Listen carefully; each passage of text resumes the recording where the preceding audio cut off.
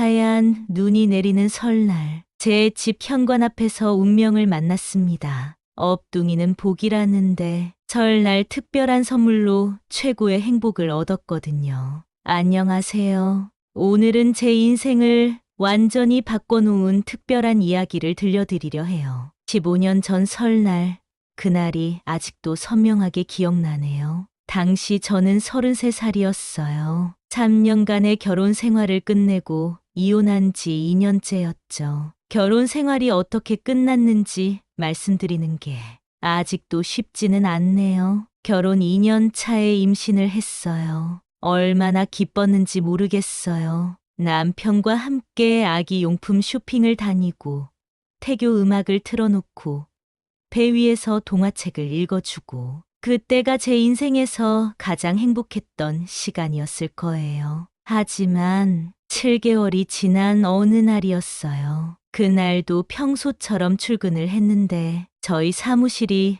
건물 2층이거든요. 평소에도 아무렇지 않게 오르던 익숙한 계단이었는데 그날따라 왜 그리 높아 보이던지 몸이 무거워 계단을 오르다 몸이 기우뚱하고 넘어졌습니다. 갑자기 심한 복통이 왔어요. 화장실에 가보니 출혈이 119에 실려갔지만 아기는 이미 세상을 떠난 상태였습니다. 마음이 너무 아팠어요. 슬플 겨를도 없이 충격적인 말을 들었습니다. 그것도 모자라 합병증으로 자궁을 드러내야 한다는 것이었지요. 의사 선생님께서 더 이상 임신은 어렵습니다 라고 말씀하시는데 그 순간 세상이 무너지는 것 같았어요. 남편은 겉으로는 괜찮은 척했지만 점점 변해갔어요. 술이 늘었고 밤늦게 들어오는 날도 많아졌죠. 어느 날은 만취해서 들어와 처음으로 폭언을 했어요. 넌 이제 애도 못 낳는 불량품이야. 그 말이 결정타였어요. 그날 밤 옷까지만 챙겨서 친정으로 갔죠. 처음엔 제가 잘못했다고 생각했어요. 내가 조금만 더 조심했더라면 계단은 왜 올라갔을까? 아가야, 엄마가 너무 미안해 하는 자책이 매일 밤 저를 괴롭혔죠. 산부인과 앞만 지나가도 다리가 후들거렸고 아기 울음소리만 들어도 심장이 쿵쾅거렸어요. 백화점 유아용품 매장 앞도 피해 다녔죠. 그래서 화장품 판매장으로 이직했나 봐요. 적어도 그곳에선 아기들과 직접적으로 많이 마주치지 않아도 되니까. 친구들은 위로한다고 재혼을 권했어요. 아직 젊은데 새로 시작하면 되지. 무자식이 상팔자야? 하지만 그들은 몰랐죠. 제가 얼마나 두려웠는지. 다시 누군가를 사랑한다는 것도 그 사람에게 제 상처를 보여준다는 것도 무서웠어요. 매일 밤 베개를 적시며 울었죠. 나는 영원히 엄마가 될 수 없구나. 그런 생각을 하면서요. 특히 명절이 다가올 때면 더 힘들었어요. 조카들이 뛰어노는 모습을 보면서 씁쓸하게 웃었죠. 그날도 설날 특별 영업이었어요. 백화점은 명절이라고 특별히 바빴죠. 휴일 수당도 있고 해서 자원했어요. 어차피 집에 있어봤자 혼자 있는 것보다 나았으니까요. 부모님께는 안 간 지 좀 되었어요. 우울증이 왔거든요. 밤 10시가 다 되어서야 퇴근했어요. 12시간 넘게 서서 일하다 보니 다리는 퉁퉁 부었고 어깨는 천근만근이었죠. 화장품 진열대를 옮기느라 허리도 아팠고요. 집에 가서 뜨거운 물로 발이나 담가야겠다 생각하면서 터덜터덜 걸어왔어요. 그날따라 엘리베이터도 고장나서 4층까지 걸어 올라갔어요. 숨이 턱까지 차서 집에 들어가서 옷을 벗고 숨을 고르시는데 현관문 앞에서 이상한 소리가 들렸어요. 처음엔 희미한 고양이 울음소리 같았어요. 귀를 기울여 들어보니 분명 아기 울음소리였어요. 심장이 쿵쾅거리기 시작했어요. 방금 집에 들어왔는데 이게 무슨 소리지? 그때 든 생각이 혹시 내 귀가 잘못된 걸까? 환청일까?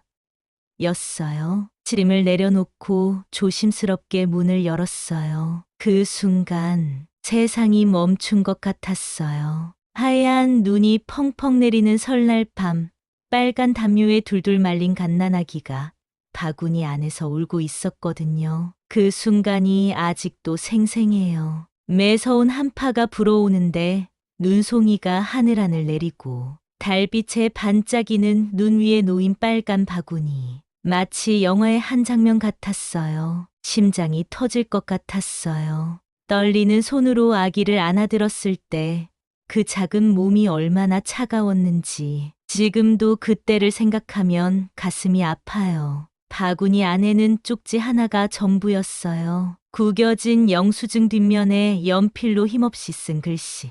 잘 키워주세요. 죄송합니다. 그 순간 머릿속이 하얘졌어요. 경찰에 신고해야 하나, 아니면 먼저 병원에 가야 하나, 그런 생각도 들었지만 본능적으로 아기를 안고 집 안으로 들어왔어요. 욕실에서 따뜻한 물을 받아 아기를 조심스럽게 씻겼어요. 체온계로 열을 재보니 35도, 체온이 많이 떨어져 있었죠. 따뜻한 물수건으로 몸을 닦아주고 제 이불로 꽁꽁 싸매 안아줬어요. 그제야 아기가 울음을 그치더라고요. 까만 눈동자로 저를 빤히 쳐다보는데 그 눈빛이 아직도 생생해요. 마치 오래전부터 저를 기다려왔다는 듯한 그런 눈빛이었어요. 경찰에 신고는 했어요. 하지만 설날이라 그런지 경찰이 오는데도 시간이 걸렸죠. 그 시간 동안 저는 아기를 안고 거실을 계속 서성거렸어요. 창밖으로 보이는 하얀 눈, 그리고 제 품에 안긴 작은 생명. 이게 꿈인가 싶었어요. 경찰이 왔을 때 아기는 제 품에서 포근히 잠들어 있었어요. CCTV를 확인하려 했지만 고장 나 있었고 목격자도 없었죠. 주변 병원들도 다 문을 닫은 상태였고 결국 응급실로 가게 됐어요. 응급실 의사 선생님께서 아기를 살펴보시더니 건강한 남자아이라고 하시더라고요. 태어난 지 일주일도 안 된 것 같네요. 그 말을 듣는 순간 이상한 감정이 북받쳐 올랐어요. 분노, 슬픔, 아니면 연민? 뭐라고 설명할 수 없는. 경찰은 일단 아기를 보호소로 데려가겠다고 했어요. 그때 제가 울면서 말했죠. 제가 며칠만이라도 돌볼 수 있을까요?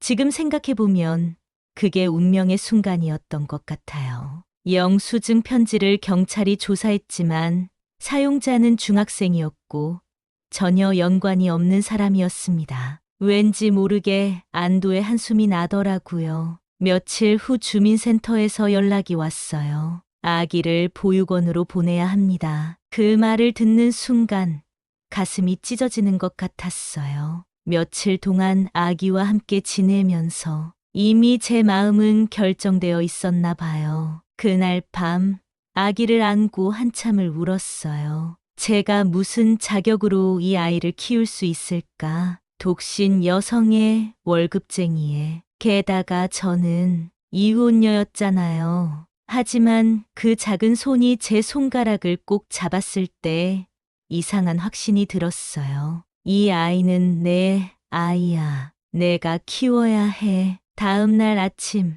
친정에 갔어요. 어머니께 모든 걸 털어놓았죠. 어머니는 대성통곡하셨어요. 미친 거 아니냐? 이혼녀가 남의 애를 키운다고? 내가 무슨 수로? 동생들도 말렸어요. 언니, 현실을 봐. 월급쟁이가 혼자서 어떻게 애를 키워? 하지만 전 이미 마음을 굳혔어요. 엄마, 이 아이는 운명처럼 내게 왔어요. 내가 아이를 가질 수 없게 된 것도, 이혼을 하게 된 것도, 어쩌면 이 아이를 만나기 위한 과정이었는지도 몰라요. 결국 입양 절차를 밟았어요. 아이 이름은 은성이라고 지었죠. 은혜로운 별이 되어달라는 뜻으로요. 제가 그 아이를 선택한 게 아니라 그 아이가 저를 선택한 것 같았거든요. 마치 밤하늘의 별처럼 저를 찾아온 그때부터 제 삶은 완전히 달라졌어요. 회사에는 휴직 신청을 냈고 친정에서 살림을 시작했어요. 어머니는 입양을 반대하셨지만 은성이를 보면서 조금씩 마음이 누그러지시더라고요. 특히 은성이가 할머니를 보면 해맑게 웃을 때면 어머니도 따뜻한 눈으로 보시게 됐죠. 처음에는 정말 힘들었어요. 육아 경험이 전혀 없었거든요. 밤중에 우는 아이를 달래면서 육아책을 한 손으로 펼쳐보고 기저귀 갈 때마다 손이 떨려서 몇 번이나 다시 하고 특히 은성이가 처음 열이 났을 때는 정말 눈앞이 캄캄했어요. 새벽 2시에 갑자기 고열이 나서 경련을 일으켰거든요. 혼자서 택시를 잡아 타고 응급실로 달려갔죠. 119를 부를 생각도 못했어요. 그저 아이를 꼭 안고 제발, 제발 하면서 눈물만 흘렸어요. 다행히 은성이는 금방 회복됐지만 그날 밤 병원 복도에서 많은 생각이 들더라고요. 내가 잘하고 있는 걸까? 이렇게 서툰 내가 이 아이의 엄마가 될 자격이 있을까? 휴직이 끝나고 회사로 복귀했을 때 또 다른 시련이 시작됐어요. 아침 일찍 어린이집에 맡기고 밤늦게 데리러 가고 은성이가 아플 때마다 휴가를 써야 했죠. 상사의 눈치는 날카로워졌고 월급은 늘 부족했어요. 게다가 은성이가 2살이 되면서 또래보다 빨리 말을 잘하기 시작하더라고요. 어린이집 선생님이 은성이가 너무 특별해요라고 하실 때마다 가슴이 조마조마했어요. 혹시 입양하라는 게 들통나진 않을까? 은성이가 상처받진 않을까? 아이가 말귀를 잘 알아들을수록 불안감은 커져갔어요. 3살 때는 정말 잊을 수 없는 일이 있었어요. 어린이집 발표회 날이었는데 다른 아이들은 모두 엄마 아빠 손을 잡고 무대에 올랐죠. 은성이는 혼자였어요. 제가 중요한 거래처 미팅 때문에 늦게 도착했거든요. 그때 은성이가 마이크를 잡더니 우리 엄마는 지금 열심히 일하고 계세요. 그리고 엄마는 저를 제일 사랑하세요. 라고 말하는 거예요. 객석에서 똘망똘망한 아이의 말을 듣고 기특하다. 귀엽고 야무지네.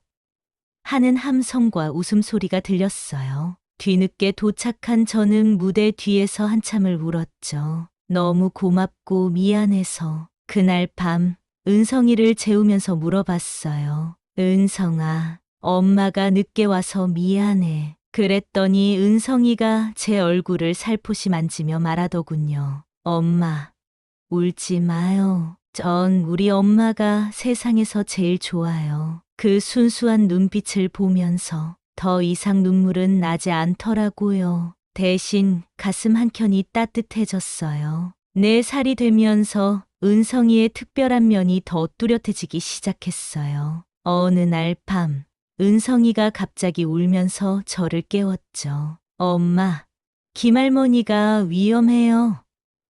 옆집 김할머니 얘기였어요. 그때는 그냥 악몽 꿨나 보다 하고 달래서 재웠는데 다음 날 아침 출근 준비를 하고 있는데 옆집에서 구급차 소리가 들리더라고요. 김할머니가 새벽에 쓰러지셨대요. 다행히 아들분이 아침 일찍 들르셨다가 발견하셔서 큰 일은 없었지만 그날 이후로 은성이의 말을 그냥 지나치지 않게 됐어요. 특히 5살 때 있었던 일은 아직도 생각하면 등골이 오싹해요. 그날 아침도 평소와 다름없었어요. 출근 준비를 하는데 은성이가 갑자기 제 양복 재킷을 잡아당기더니 엄마, 오늘은 백화점에 가지 마세요. 하는 거예요. 평소에도 이상한 예감을 자주 이야기하던 은성이라 이번에는 팀장님께 몸이 안 좋다고 연락드리고 휴가를 냈어요. 그리고 오후 2시 TV에서 속보가 나오더군요. 제가 일하던 백화점 지하 1층 천장이 무너져 내렸다는. 그것도 하필 제가 늘 서 있던 자리였어요. 그날 밤 은성이를 꼭 안고 울었어요. 우리 은성이가 엄마 목숨을 구했구나. 그러자 은성이가 해맑게 웃으면서 말하더군요. 엄마, 저는 매일 밤 꿈을 꿔요. 나쁜 일이 생길 것 같으면 꼭 알려드릴게요. 6살 은성이에게 가장 힘들었던 시기였어요. 유치원에서 은성이가 왕따를 당하기 시작했거든요. 알고 보니 한 아이 어머니가 은성이가 입양하라는 걸 다른 학부모들에게 퍼뜨린 거예요. 쟤는 버려진 애래. 엄마도 없는 애랑 놀지 마. 그날 은성이를 데리러 갔을 때 구석에 혼자 앉아 있더라고요. 평소 장난꾸러기인 은성이가 그날은 유난히 조용했어요. 집에 오는 길에 물었죠. 은성아, 무슨 일 있었어? 한참을 망설이다 은성이가 물었어요. 엄마, 나는 버려진 아기예요? 그 말을 듣는 순간 심장이 멎는 것 같았어요. 길가에 차를 세우고 은성이를 꼭 안았죠. 은성아, 넌 버려진 게 아니야. 하늘이 우리 은성이를 특별히 골라서 엄마한테 보내준 거야. 그래서 아주 특별한 날, 설날에 우리가 만난 거고, 우리 은성이는 다른 아이들이 못 보는 것도 볼 수 있고, 엄마를 살려주기도 하는 정말 특별한 아이야. 그날 밤, 은성이가 제 방에서 잠들 때까지 안아줬어요. 잠든 은성이의 눈가에 눈물이 말라 있는 걸 보면서 이렇게 키우는 게 맞나 싶었죠. 하지만 다음 날 아침, 은성이가 해맑게 웃으며 엄마, 사랑해요. 하고 안겨오는데 그 순간 모든 고민이 녹아내렸어요. 7살이 되던 해, 여름. 운명이 또 한 번 우리의 삶을 바꿔놓았어요. 그날도 평범한 아침이었죠. 은성이가 시리얼을 먹다가 불쑥 말하더군요. 엄마, 이 번호 써보세요. 72, 23, 27, 35, 42점. 응? 무슨 번호야? 그냥요. 꿈에서 봤어요. 반짝반짝 빛나는 숫자들이요. 그날 퇴근길에 복권방에 들렀어요. 평소에는 복권 같은 건 사본 적도 없었는데 은성이가 불러준 번호가 자꾸 머릿속에 맴돌더라고요. 5,000원어치 샀어요. 토요일 밤 TV 앞에서 당첨 번호를 확인하는데 숨이 멎는 것 같았어요.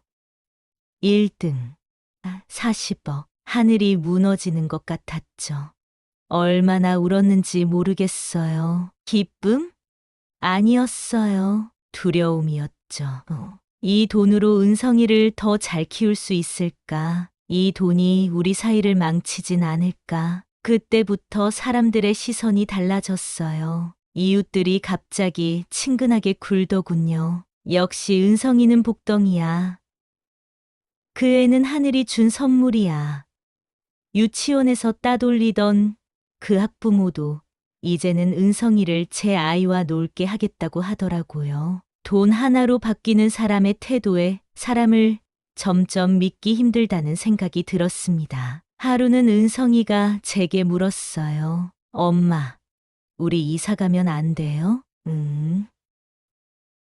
왜? 여기 있으면 안 좋을 것 같아요. 사람들이 자꾸 이상한 눈으로 볼 것 같아요. 역시 우리 은성이었어요. 그 어린 나이에도 사람들의 달라진 시선을 느끼고 있었나 봐요. 40억이라는 돈을 어떻게 써야 할지 한 달 내내 고민했어요. 밤마다 은성이 방에 들어가 자는 모습을 보면서 마음이 복잡했죠. 우리 동네에서 계속 살기는 힘들어 보였어요. 로또 당첨된 싱글맘, 입양한 엄마가 로또 당첨. 이런 소문들이 은성이에게 상처가 될 것 같았거든요. 특히 결정적이었던 건 은성이가 다니던 학원에서 있었던 일이에요. 어느 날 은성이가 울면서 집에 왔더라고요. 엄마, 애들이 자꾸 물어봐요. 우리 로또 당첨된 거 맞냐고. 우리 집에 놀러 가도 되냐고. 그때 은성이의 슬픈 눈빛을 보면서 결심했어요.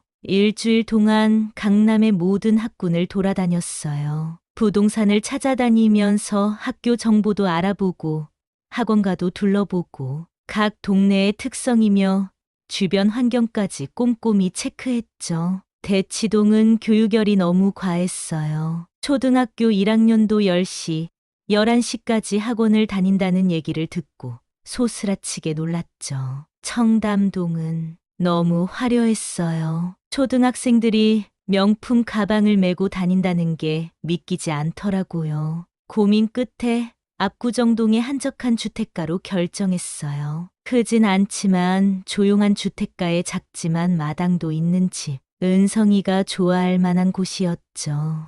2층짜리 단독주택을 계약했는데 전생에서는 상상도 못했던 금액이었어요. 대출도 끼고 시세에 낮아 투자성이 좋다는 말에 큰 마음 먹고 계약했어요. 그런데 그 집을 사니 계속 시세가 오르기 시작해서 저희는 더 부자가 되었습니다. 이사 날 은성이가 새 집 정원에서 폴짝폴짝 뛰어다녔어요. 작은 연못도 있고 벚나무도 있는 정원이었거든요. 엄마, 여기 진짜 예뻐요.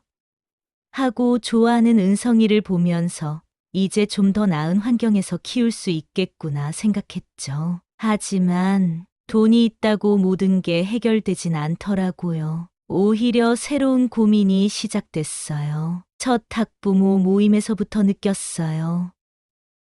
아, 여기는 다른 세상이구나. 모두가 명품으로 치장하고 있었고 대화 주제도 달랐어요. 해외 별장 이야기, 골프 회원권 이야기. 저는 그저 웃으며 듣기만 했죠. 처음에는 로또 당첨 이야기에 관심을 보이는 것 같더니 제가 싱글맘이라는 걸 알고 나서는 달라지더라고요. 은근히 따돌리기 시작했어요. 학부모 모인 날짜를 저한테만 알려주지 않는다거나 저 애 입양하래. 돈은 있어도 집안이 못되지. 로또 당첨된 싱글맘이래. 애 아빠는 누군지도 모른대. 이런 말들이 은성이 귀에 들어가지 않게 하려고 얼마나 애썼는지 몰라요. 특히 은성이의 9살 생일. 잊을 수 없는 상처예요. 30명의 친구들에게 초대장을 돌렸는데 단 한 명도 오지 않았어요. 케이크를 앞에 두고 둘이서 멍하니 앉아 있는데 은성이가 제 손을 꼭 잡더니 이러더군요. 엄마, 울지 마요. 나는 엄마랑 둘이서도 좋아요. 우리끼리만의 파티도 재미있잖아요. 그 말을 듣는데 가슴이 찢어지는 것 같았어요. 어떻게 이런 성숙한 위로가 9살 아이의 입에서 나올 수 있을까? 학교에서도 문제가 있었어요. 반 아이들이 은성이를 따돌리기 시작했거든요. 알고 보니 한 아이 어머니가 은성이는 버려진 아이라서 문제가 있을 거야. 같이 놀지 마. 라고 했다더군요. 담임 선생님을 찾아가서 울면서 호소했지만 돌아온 답변은 학부모들 사이의 일에는 개입하기 어렵네요. 였어요. 그날 집으로 돌아오는 길에 은성이가 제게 물었어요. 엄마, 우리가 부자라서 행복해야 하는 거 아니에요? 근데 왜 다들 우리를 싫어하죠? 그 질문 앞에서 저는 아무 말도 할 수 없었어요. 그저 은성이를 꼭 안아줄 수밖에. 하지만 은성이는 그 와중에도 늘 밝았어요. 오히려 저를 위로하더군요. 엄마, 괜찮아요. 나는 공부해서 훌륭한 사람이 될 거예요. 그때 되면 다들 알게 될 거예요. 내가 얼마나 특별한 아이인지. 13살 때 잊을 수 없는 일이 있었어요. 제 생일이었는데 은성이가 아침부터 어디론가 나가더니 저녁 늦게야 돌아왔어요. 손에는 작은 상자가 들려 있었죠. 엄마, 이거 제가 처음으로 제 돈으로 산 선물이에요. 열어보니 작은 진주 귀걸이. 알고 보니 은성이가 몰래 개발한 게임 앱으로 번 돈으로 산 거였어요. 기특하기도 했지만 한편으로는 마음이 아팠어요. 저 나이에 벌써 돈을 벌 생각을 하다니. 하지만 은성이의 재능은 놀라웠어요. 14살에는 학교 과학경진대회에서 대상을 받았어요. AI를 활용한 교육 프로그램을 만들었더군요. 심사위원들이 모두 놀랐대요. 이런 수준의 프로그래밍을 중학생이 했다는 게 믿기지 않는다고. 15살의 은성이가 제게 놀라운 제안을 했어요. 엄마, 저 회사 차리고 싶어요. AI 기술을 이용한 교육 프로그램을 만들겠다는 거였죠. 처음엔 반대했어요. 너무 이른 나이라고 생각했거든요. 은성아, 너무 이른 거 아닐까? 하고 물었더니 은성이가 이렇게 대답하더군요. 엄마, 걱정하지 마세요. 저는 매일 밤 꿈에서 미래를 봐요. 제가 만든 AI가 전 세계 아이들의 교육을 바꾸는 걸 봤어요. 특히 저처럼 어려운 환경의 아이들에게 더 좋은 기회를 주고 싶어요. 그 진지한 눈빛을 보면서 문득 설날 밤 현관 앞에서 처음 만났던 그 까만 눈동자가 떠올랐어요. 그때도 지금도 그 눈빛만큼은 전혀 변하지 않았더라고요. 투자자들도 은성이의 능력을 알아봤어요. 첫 투자 설명회에서 50억을 유치했죠. 16살의 CEO. 언론에서도 큰 관심을 보였어요. 최연소 IT 기업가의 탄생. 로또 당첨 싱글맘의 아들. IT 신화를 쓰다. 하지만 그때도 시련은 있었어요. 은성이의 입양 사실이 언론에 크게 보도된 거예요. 기자들이 달려들어 친부모를 찾고 싶지 않냐고 물었죠. 그때 은성이가 당당하게 답했어요. 제 어머니는 한 분뿐입니다. 15년 전 설날 저를 선택해 주신 분. 그분이 제 유일한 어머니예요. 제가 이렇게 된 것도 모두 어머니 덕분이에요. 다른 누군가가 저를 데려갔다면 저는 이렇게 성장하지 못했을 거예요. 그 인터뷰 이후로 전국의 입양 가정들이 은성이에게 편지를 보내기 시작했어요. 입양을 고민하는 부모들, 자신이 입양아인 걸 고민하는 아이들. 은성이는 그들 모두에게 답장을 썼죠. 그리고 입양 가정을 위한 재단도 설립했고요. 18배는 회사가 유니콘 기업이 됐어요. 20살 은성이의 회사가 나스닥에 상장했죠. 시가총액 2조, 주식이 공모되자마자 10배 이상 올랐어요. 언론에서는 최연소 억만장자 탄생이라고 떠들썩했죠. 그리고 얼마 전 은성이가 제게 깜짝 선물을 했어요. 압구정동에 새 집을 장만한 거예요. 변두리가 아닌 역과 가깝지만 조용한 골목에 새로 지은 근사한 집. 그리고 이번에는 달랐어요. 이제는 아무도 우리를 함부로 대하지 않더라고요. 엄마, 이제는 제가 엄마를 편하게 해드릴 거예요. 그동안 고생 많으셨죠? 그러면서 안겨오는데 15년 전 그 설날 밤이 떠올랐어요. 얼마 전에 은성이가 물었어요. 엄마, 그때 왜 저를 키우기로 하셨어요? 다들 말렸을 텐데 잠시 생각하다 답했죠. 운명이었던 것 같아. 내가 아이를 가질 수 없다는 걸 알게 된 순간 세상이 끝난 것 같았는데 알고 보니 그게 너를 만나기 위한 준비 과정이었나 봐. 내가 내게 온 건 우리 둘 다를 위한 선물이었어. 은성이가 환하게 웃더군요. 엄마, 저도 그래요. 제가 그날 밤 다른 집이 아닌 엄마 집 앞에 놓인 것도 운명이었나 봐요. 우리가 서로를 기다리고 있었던 거죠. 그리고 이제 저는 알아요. 제가 특별한 능력을 가진 건 엄마의 사랑 때문이었다는 걸. 여러분, 사랑은 정말 피가 아닌 선택인 것 같아요. 그리고 그 선택이 때론 우리 삶을 얼마나 아름답게 바꿔놓는지 제 이야기가 증명해주고 있네요. 이제 새벽이 다가오는군요. 오늘 밤 제 이야기를 들어주셔서 감사합니다. 여러분의 삶에도 은성이 같은 특별한 인연이 찾아오길 바랍니다. 그리고